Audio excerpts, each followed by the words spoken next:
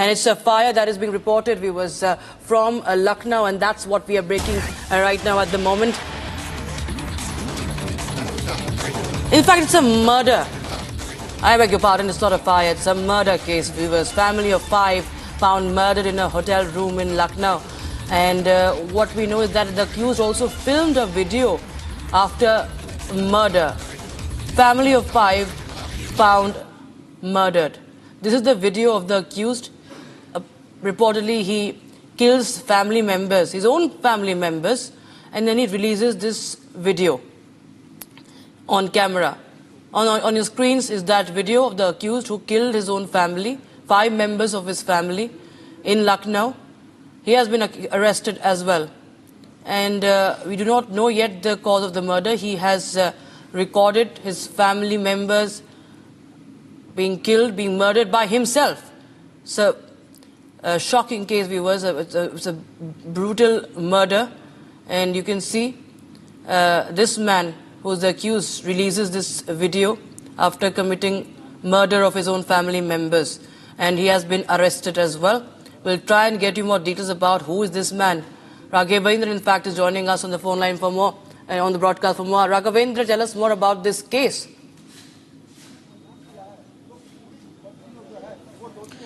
बिल्कुल, देखिए, बहुत ही दर्दनाक घटना है। आज जहां पर पूरा देश नए वर्ष का आगमन कर रहा है, नए वर्ष पे खुशियां मना रहा है, वहीं पे एक बहुत ही चौंकाने वाली दर्दनाक घटना लखनऊ में सामने आती है, जब एक शख्स 24 वर्षीय अरशद ने अपने मासूम बहनों सहित अपनी मां की हत्या कर दी। लेकिन उसने हत्या के पीछे बहुत बड़ी मजबूरी बताई है। उसने कहा कि मैं आगरा का रहने वाला हूं, मैं अपने पिता के साथ लखनऊ आया 30 तारीख और 30 तारीख को होटल ले लिया, 31 तारीख को रात 2 बजे मैं मजबूरी में अपनी बहनों को हत्या कर रहा हूं, क्योंकि इन बहनों को मैं लेके कहां जाऊं। मेरा घर आगरा में मेरे पड़ोसियों ने, मेरे बस्ती वालों ने कब्जा कर लिया है।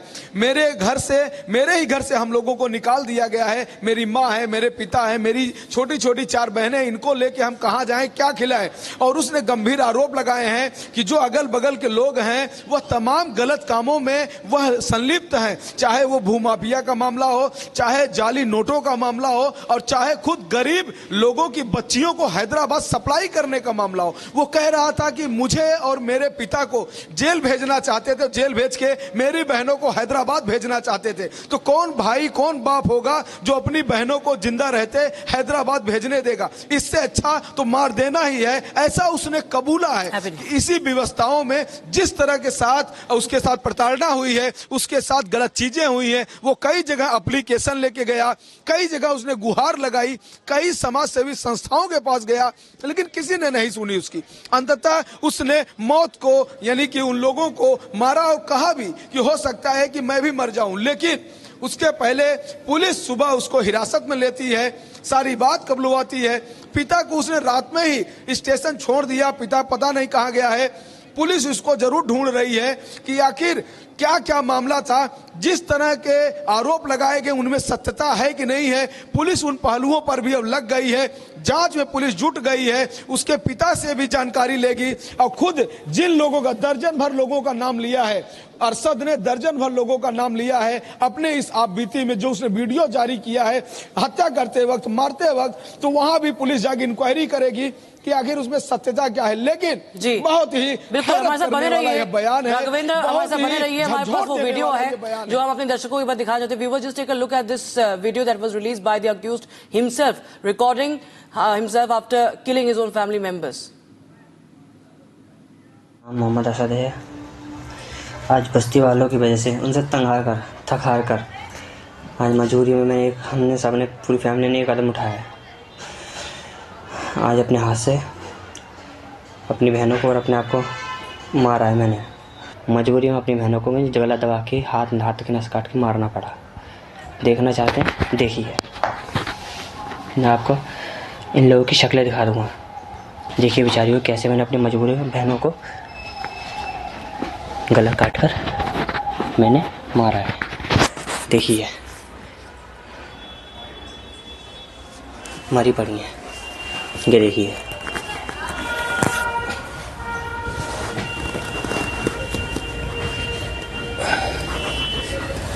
ये देखिए मेरी अम्मी, देख रहे हैं?